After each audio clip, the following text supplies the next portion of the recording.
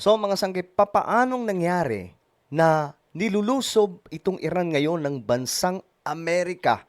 Pero itong mga Iranian, mga sangkay, yung mga nakatira mismo doon sa Iran, these Iranian people ay masaya sa nangyayari.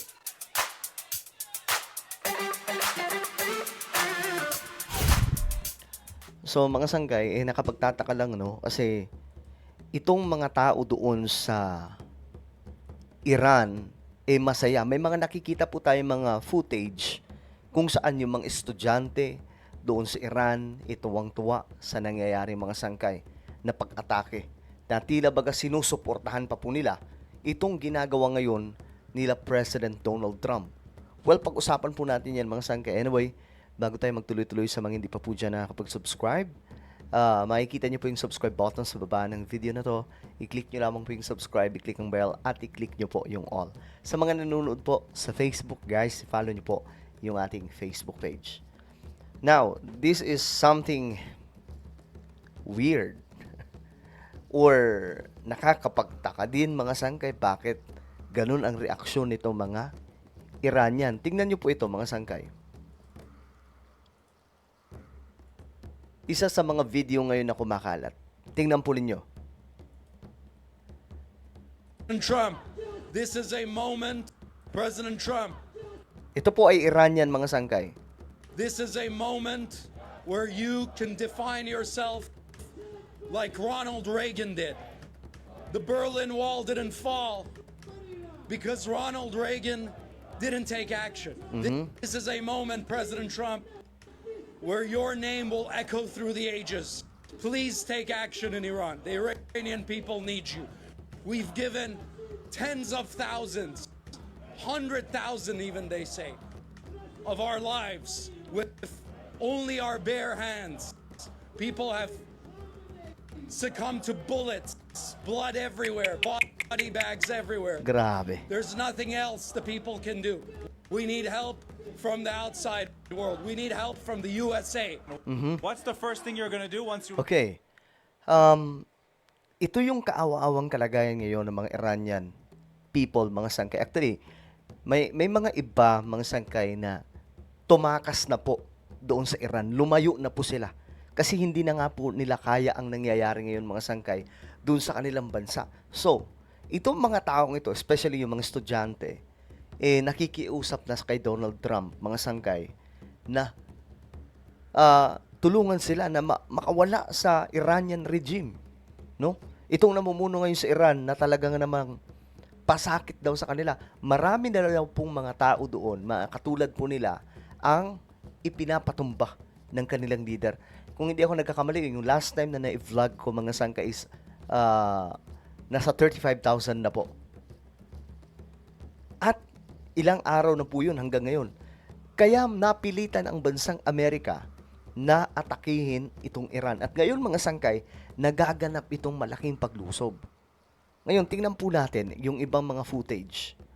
Ito, tingnan, kumustahin po natin yung mga kababayan po natin doon sa Israel. Kasi ngayon mga sangkay, shoutout po sa lahat ng mga kababayan namin sa Middle East, not just in Israel, but yung lahat ng mga nasa iba't ibang bansa sa Middle East.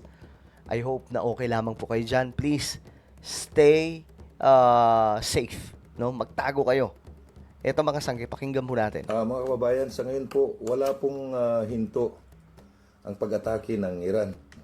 So umaatake din po ang Iran. Huwag kayong mawala sa impormasyon. Umaatake din po ang Iran sa Israel at iba pang mga lugar, mga sangkay sa Middle East. Kita nyo ang Dubai.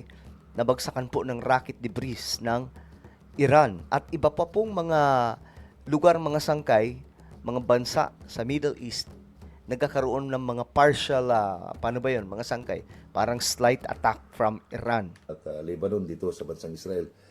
At every few minutes po, inaatake kami ng ballistic missiles. Missiles at mga drones. At awa ng Diyos po, kami po ay nakapagtatago. Aligaga si Sir, no? So sana maligtas at saka yung mga kababayan pa po nating iba, magtago kayo kasi sa Israel, meron po silang mga tunnel.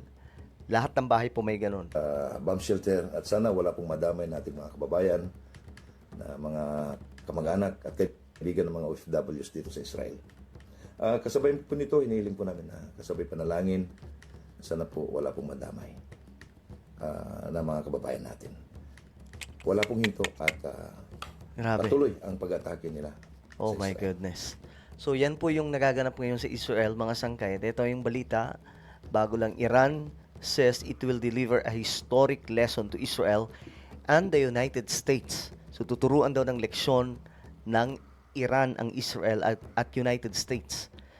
At alam niyo mga sangkay, sinubukan pa po itong pakiusapan ni Donald Trump, itong Iran, sa pamamagitan ng isang kasunduan para hindi na po humantong sa ganun. Kasi may mga rally po sa Iran na nagaganap ilang araw na po.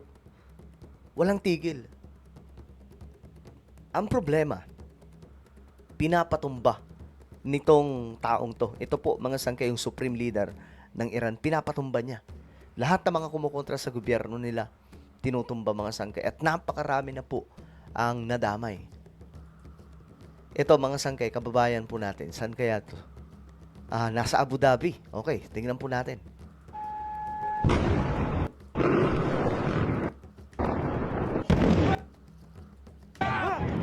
Diyos ko, Lord! Kuya! Kuya! Kababayan po natin yan, kuya. Sabi niya. My goodness. Oh my Lord. Help us. O ito breaking news, Abu Dhabi is under attack by Iran. Ingat po kababayan, panalangin para sa kaligtasan nating lahat. God protect us. So itong nag-video, mga sangkay, kababayan po natin, ito po, na tumatakbo. Ayan. Ang alam ko nga pinagbawalan po sila na mag-video, pero hindi po talaga may iwasan. Ayan o. Diyos ko, Lord! Kuya! Kuya! So, ito po yung sitwasyon ngayon, mga sangkay. Hindi po talaga maganda. No? Ito. Doon po ito sa Tehran residents. Okay, mga sangkay. Itong mga taong ito, video circulating on social media showed people in Iran watching an air battle during daylight and cheering. Ito marami po talaga kasi mga Iranian ngayon, mga taga-suporta po ni Donald Trump. Kasi gusto nga po nila daw makalaya sa madilim na pamamahala ng Iran.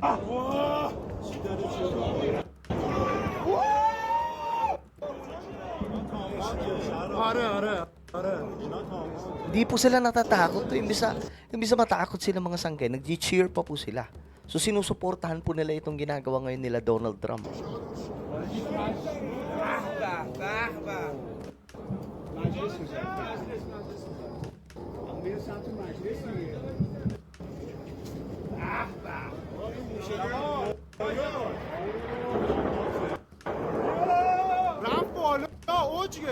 Di sila natakot, tumabagsakan din dyan. Alam mo, sabi ni Donald Trump, magtago sila. Yun ang sinabi ni Donald Trump, na pumunta sila sa mga shelter kasi delikado. By the way, bago po pala itong maganap itong bakbakan, mga sangkay, nagpaalala si Donald Trump sa lahat ng tao sa Iran. Sabi po niya, ililigtas po niya yung mga Iranian people. Ang kailangan nilang gawin ngayon, magtago. After nung gera, pwede na silang lumabas at mayroon na pong bagong gobyerno. Makakalaya na daw po sila.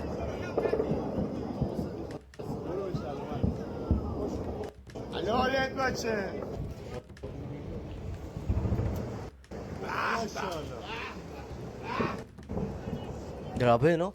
Masaya pa po sila sa nangyayari, pambihira. Ito, Iranian celebrate start of war. Ito maraming Iranian, masaya po sila. Tingnan po ninyo.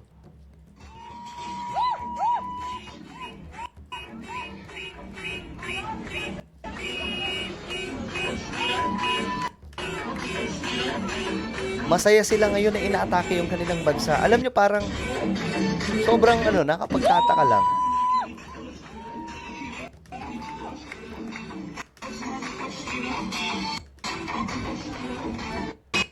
So, yun yung nakakagulat, mga sangkay. At ito, pakinggan po natin yung sinabi ni Donald Trump. Ito Iranian din po yan mga sangkay. Donald Trump will always be remembered by the Iranian people as the only US president who had the courage to stand on the right side of history. This is the message to our people.